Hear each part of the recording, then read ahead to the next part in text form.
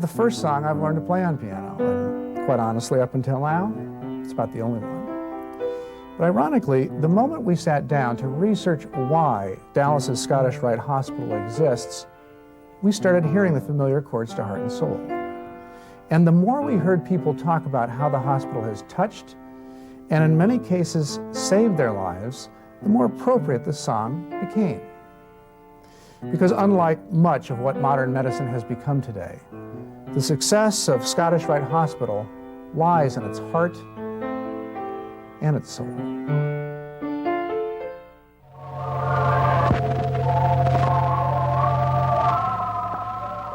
We're going to do this for the child, and if he needs it, you're going to get it. And they believed that. I mean, that was from the heart. As it was throughout the rest of the nation, the heartbreaking polio epidemic of the 1920s was mowing down Dallas's children, robbing them of healthy futures, or too often, robbing them of their lives. And there was no place for those kids to go. They didn't have much money, and they didn't have insurance.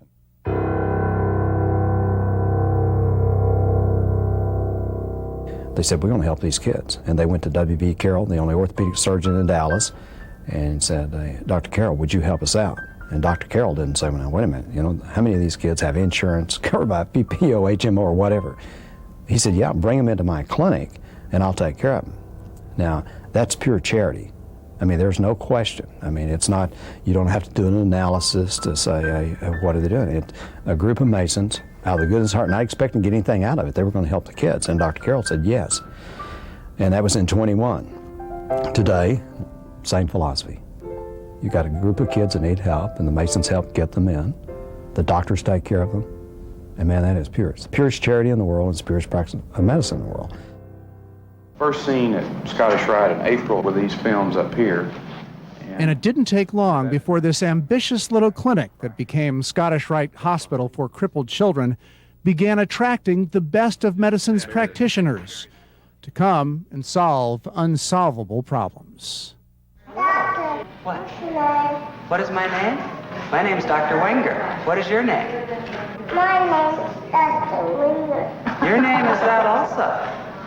Well, she's doing very well. This is the first time you've been up walking. I thought this had potential to really be as good a place as any place in the country for doing children's orthopedics. She's 6 years old, spinal bifida. And she's had no surgery there, right? No surgery there. And then the kids came and came. Doctors couldn't cast fast enough. Texas parents carrying little hope and even less money migrated to Scottish Rite, often as their last resort. Crutch? Okay, step. Crutch, step. With success measured one baby step at a time. Step. Crutch, step. The most gratifying thing in every case is if you can make the patient better. One thing we've always insisted on is having the absolute top quality of medical care in our field that's available anywhere in the world, and no compromise on that, and no compromise relative to who the patient is. It's really what the problem is, how can we best solve it, and we go all out that way for every patient. But after almost a half-century of that all-out, no-compromise approach to free medical care, the hospital itself started gasping for air. It was choking on its own generosity. Too many kids, too few beds. And they said, let's build a hospital for the future. Let's build a hospital for children. That's a wonderful place. And they did. And in the fall of '77, we moved in a building. It was a $30 million building, debt-free. Hi. Hi, how you doing? Good. My gosh, you got a load. They said, well, now will Scottish Rite Hospital survive in the environment and, you know, and all these things? And I said, well, the philosophy that we've had here, that the more you do for others, the more will come back to you, has gotten us through 2 world wars, it's got us through a depression and everything else. And I believe it will. And it's living proof here that we're doing the same thing today that we did in 1921. You help people and you're sincere in it, and you don't know when it's going to come back, but that reward will come back.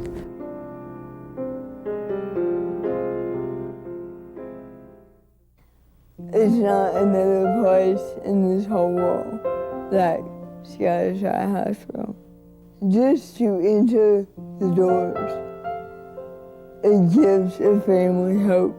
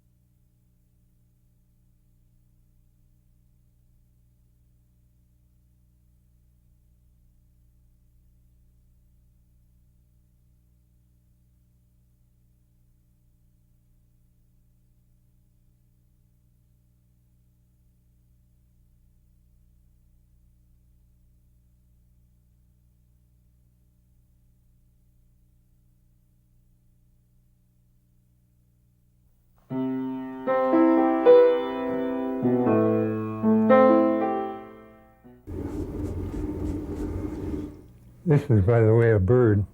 Bill Carpenter paints with his imagination and his heart.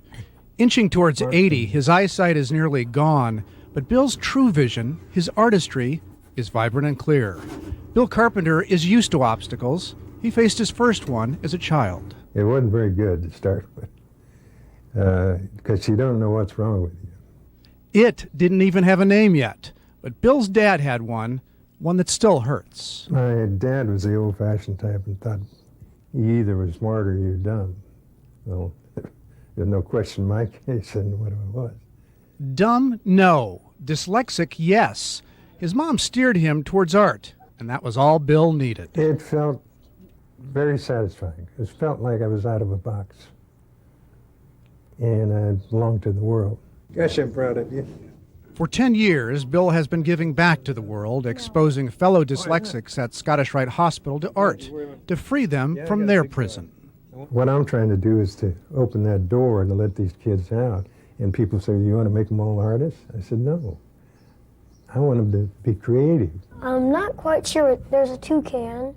Garrett Van Allen's painting and his patients both matured under Bill, who volunteers as both an artistic and dyslexic mentor to many at the hospital. I'd be doing great in like math, science, social studies, stuff like that. But then as soon as I hit spelling or something on the board or on the overhead or anything, I would just stop. I'm proud of you.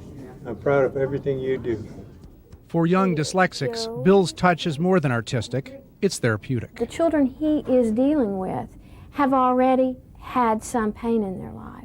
What he wants to make sure is that they don't drown in that pain. You have to learn that this child is different. And I mean, they're not stupid, they're not brain damaged or anything.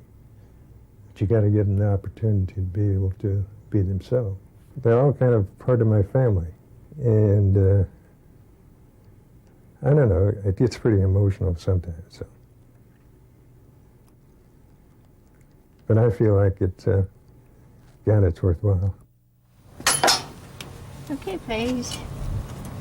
Ready to get up there in 1 second. Handling horses is in Paige Porterfield's blood. Her mom has bred and trained them for years, and Paige has been riding them for almost every one of her 23 years. Paige was actually riding a horse before she could walk. But Paige says her parents aren't the only ones who deserve credit for her success in the saddle and in life. Scottish Rite has been there for me my whole life. With help from Scottish Rite's special development experts, Paige's parents were sure their daughter would prove her first pediatricians wrong. And the doctors said that she was delayed, and they thought that she had cerebral palsy and that she probably would never walk or talk, count to 10. And battling the incurable movement disorder is almost always horrendously expensive. Money that, despite appearances, Paige's family did not have. Enter the Masons and Scottish Rite Hospital. I honestly could not believe that they did not charge. I just kept on wanting to pay. I was like, nobody does not charge. There are no free lunches, I thought. And I just couldn't believe what a blessing it was. Paige blossomed and began blazing impressive trails immediately. My horse taught me how to walk, and it helped me to know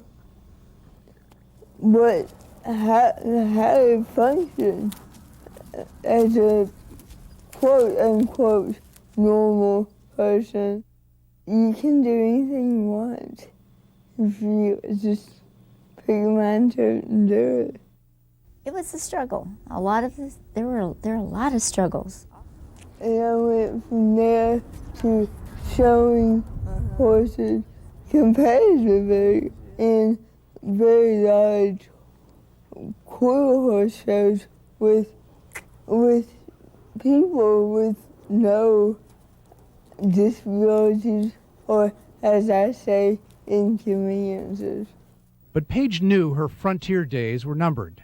Her horizons stretched far beyond riding the North Texas prairie. I hope to one day be a preschool teacher myself, and that will be in the near future. Okay. Which requires one thing, a college degree for the girl who wasn't supposed to be able to count to 10. Duck says, quack, quack. You say cat? Good girl. She certainly had the will, but couldn't afford the collegiate bills. Once again, the Masons found the money and started a Scottish Rite college scholarship. Her father had died when she was small, and it put me in a position of a relief to be able to help her realize her dream of going to that school. When they gave me that money to go to college, it was showing me the faith that they had in me. Yeah! And now it's time to give back, to show younger cerebral palsy patients what a modest Dallas hospital taught her, that anything is possible. One, just by motivation and being there, it really helps a child. They give a child hope that I've never seen before. The amputations, the gangrene, I just had people that loved me, and it's really tough to fail in life when people love you.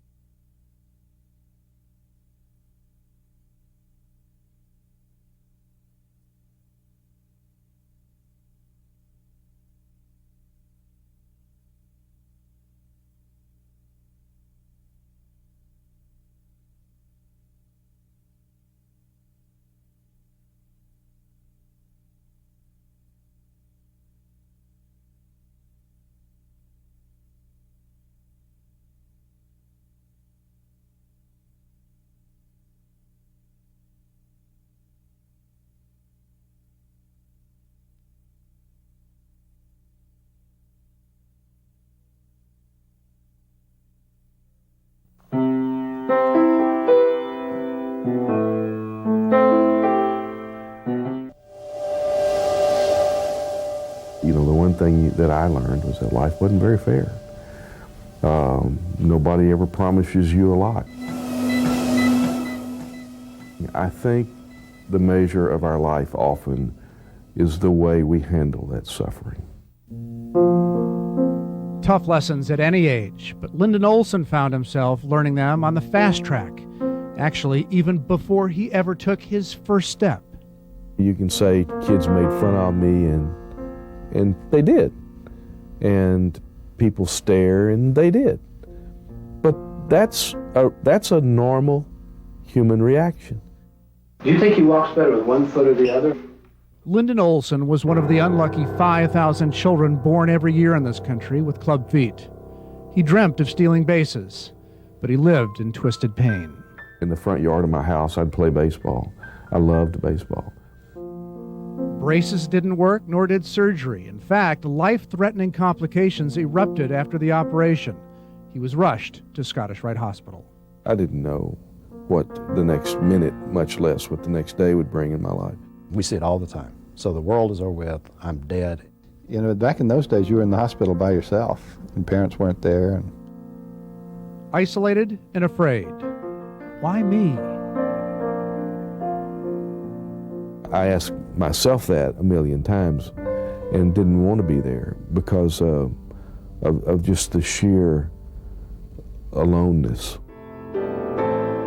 1 minute, Lyndon Olson was still a boy. The next, a decision that would boot him into adulthood, a decision people still talk about today, 40 years later. Be sure and ask him about the decision to amputate his feet. And Dr. Carroll came into me one day and he said, "Lyndon, I need to talk to you." And there were probably 10 or 12 of us on the ward at the time. And you're how old? Oh, I'm 11, I guess. And so he said, let's you and I go back in the back and talk. We can take and basically, you know, there's no other way to describe it. We can cut your feet off. He said, we can save that leg, just like in an animated way, like I'm talking to you. And I said, really? And I was pretty excited. He said, yes, but he said, you'll never be able to use it.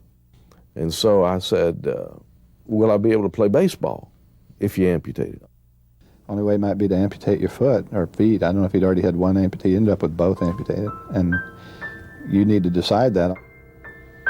And I said, well, what, have you talked to my parents? I mean, that's an 11-year-old's natural reaction. Well, Lyndon, this is your decision.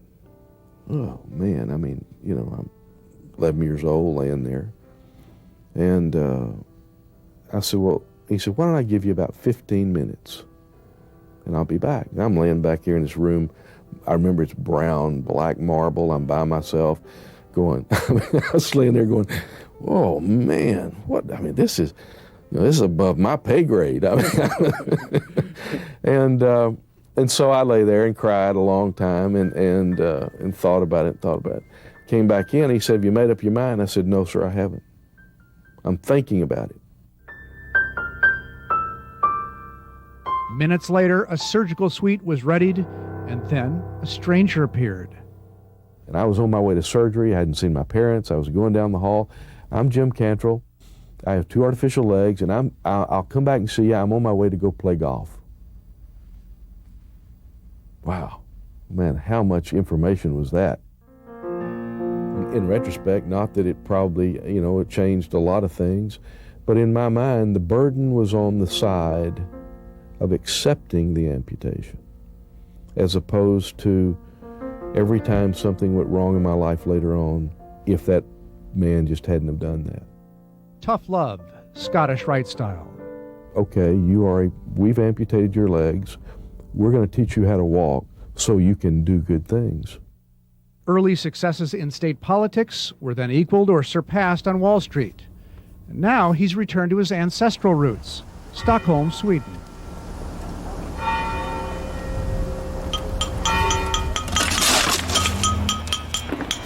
Where hard work and hard lessons are learned piece by piece. Our guest of honor, the Ambassador of the United States, the Honorable Mr. Lyndon L. Olson, Jr.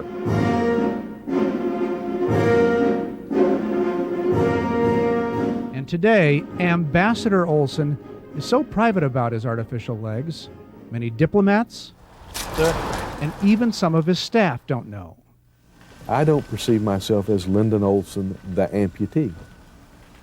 I perceive myself as Lyndon Olson, who has been given gifts. You have strengths and you have weaknesses. I have 2 artificial legs. That's my strength. Strength that began 40 some odd years ago at Scottish Rite Hospital for Children. That hospital was as integral a part of my life as the kids on my street, North 27th Street, as my family, as the people around me who loved me and nurtured me at that crisis time in my life.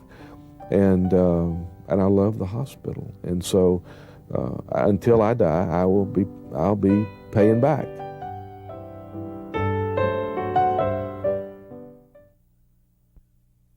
This is Heart and Soul.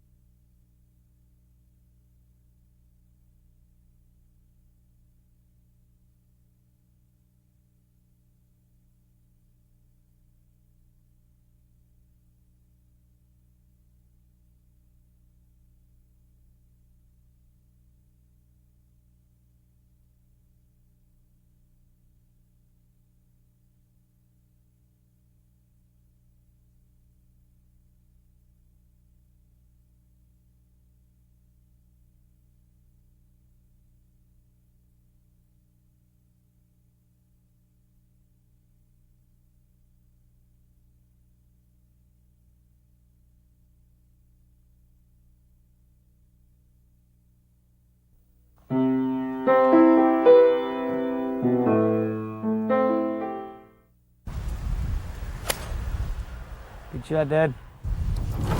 Right in front of it, Dad. Right in front of it? Yeah. Track to the right of it, I mean. It's to the right of the bunker. Is it? Yep. You'll be able to see it. This is good. Yeah, that was a good shot. Thank you. Father and son, linked together by heritage, and now drawn even closer by the ancient game that has connected generations of dads and their boys. Okay. On the green. Slow down. On the green. Beautiful. Something that we both enjoy to do and can both have fun doing it together. Dad, that was straight. That felt beautiful. Keep my head down, keep my eye on the ball. But Philip Newberry needs a little more than that golfer's universal mantra to succeed on the links. Because 15 years ago, Philip came into this world without most of his arms and missing most of his legs, too. It didn't take long before he knew his would be a journey along a different path. I kind of noticed it when sometimes we'd walk in somewhere and people start staring. Kind of, well, they're staring at me, but then I just grew to realize that I was a little different from them, and I would, just gonna have to accept that. So I decided I would, and I would make the most of it. Getting it good and hot. For generations now, technicians, artists really, Scottish Rite Hospital, have been shaping limbs